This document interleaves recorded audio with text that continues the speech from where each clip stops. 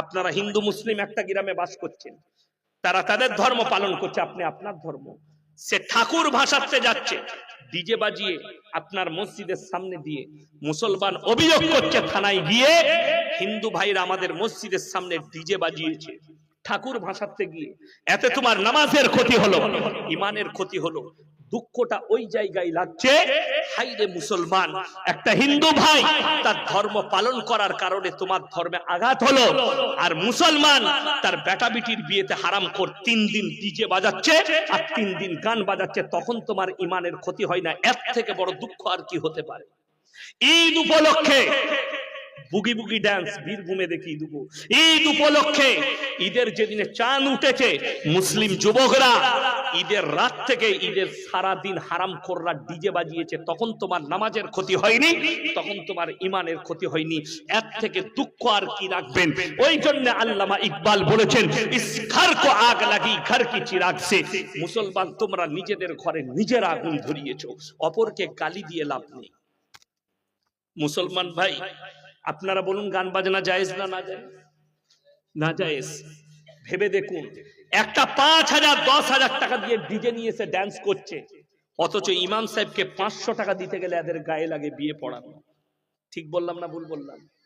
আপনি 10,000 টাকা দিয়ে ডিজে বাজাচ্ছেন, অথচ ইমামকে 1,000 টাকা দিতে গেলে আপনার গায়ে লাগে। আপনি কথা বলেন, কেন দেব?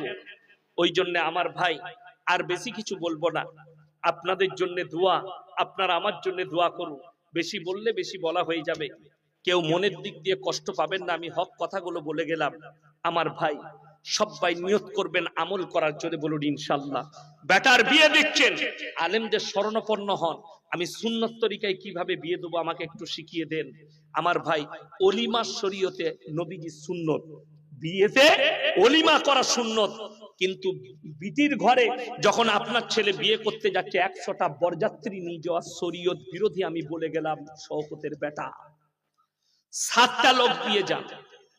আমার আব্বাজি 4টা বেটার বিয়ে দিয়েছে আমাদের 4 ভাইয়ের, তারাও আমাদের জলসা শুনে।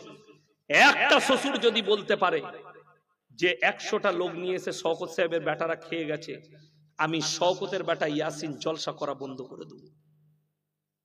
7টা লোক নিয়ে গেছে, কারুর 10টা গেছে, কারুর 7টা গেছে, পায়ে হাতে ধরে নিয়ে যেতে হয়েছে।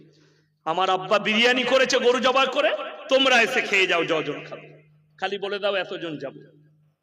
এইটা ছিল আমাদের আলিমা ঘরের। আপনি জিজ্ঞেস করুন, কোন আলেমকে জিজ্ঞেস করুন, ইনাদিকে জিজ্ঞেস করুন, প্রাক্তন মৌলবীদিকে, যে কারা 5,000 লোক নিয়ে গেছে, 500 লোক নিয়ে গেছে।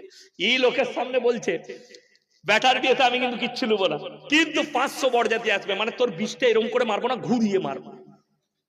কথাটা বুঝতে পারেননি? সোজা করে মারবো না, ঘুরিয়ে মারবো। নাকটা এইভাবে ধরা যাচ্ছে, যাচ্ছে না যায়নি? আবার এরকম করে ঘুরিয়েও নাক ধরা যাচ্ছে, যাচ্ছে না? তার মানে ঘুরিয়ে মারবো তোকে আমি। লোকে জানবে কিছুই নিলে না, কিন্তু 300টা বরযাত্রী, সেই 5 লাখ টাকা খরচ খানাতে, সেই 4 লাখ টাকা খরচ খানাতে। ওই তো 300-400 লোক নিয়েছে, কোথা থেকে শরীয়তে পেলে? তুমি খাওয়াও। যদি বলেন আমার খাওয়ানোর অকাত নাই, আপনি 10টা লোক খাওয়ান, অলিমা সুন্নত পালন করুন। 50টা লোক খাওয়ান, আল্লাহ যেমন আপনাকে যোগ্যতা দিয়েছে সেরকম খাওয়ান। কে বলেছে?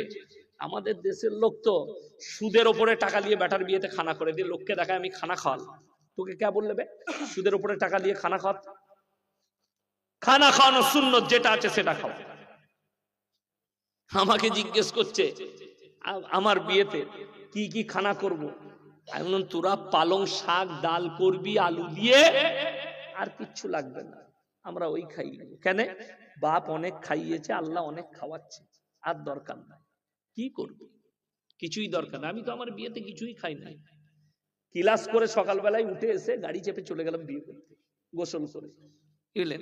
আর এখন সাজবে, মালা পরবে, কি বলেন? কেউ কেউ আবার জাঙ্গিয়াতে পাউডার মারছে। জাঙ্গিয়াতে পাউডার মেরে কি করবে?